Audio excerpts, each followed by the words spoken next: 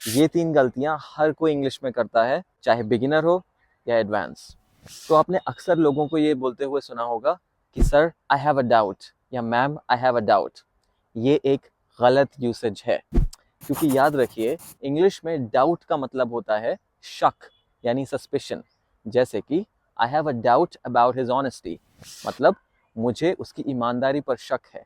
तो अगर आपको पढ़ाई के सिलसिले में या किसी और सिलसिले में कुछ पूछना है या कोई क्लैरिफिकेशन चाहिए, तो आप बोलेंगे I have a question. I have a doubt नहीं, I have a doubt wrong usage है। दूसरा, लेट्स डिस्कस अबाउट इट। आपने अक्सर लोगों को ये कहते हुए सुना होगा और खुद भी ये सेंटेंस यूज किया होगा, लेकिन इंग्लिश में डिस्कस के साथ अबाउट नहीं यूज होता, क्योंकि डिस्कस का मतलब ही ये होता है किसी चीज के बारे में बात करना, मतलब टू टॉक अबाउट समथिंग। तो ये सोचिए कि अगर मैं किसी से कहूँ कि लेट्स टॉक अबाउट इट, तो मुझसे कहेगा अरे पागल है क्या। एग्जैक्टली उसी तरीके से जब आप बोलते हैं लेट्स डिस्कस अबाउट इट, तो इसका मतलब है कि आप कह रहे हैं कि let's talk about it.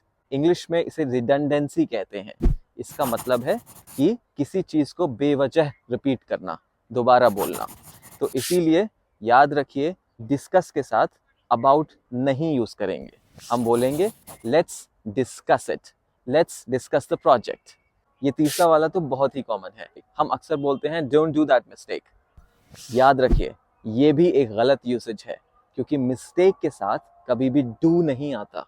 English में मिस्टेक के साथ हम मेक यूज करते हैं, डोंट मेक दैट मिस्टेक। इसको इंग्लिश में कॉलोकेशन कहते हैं।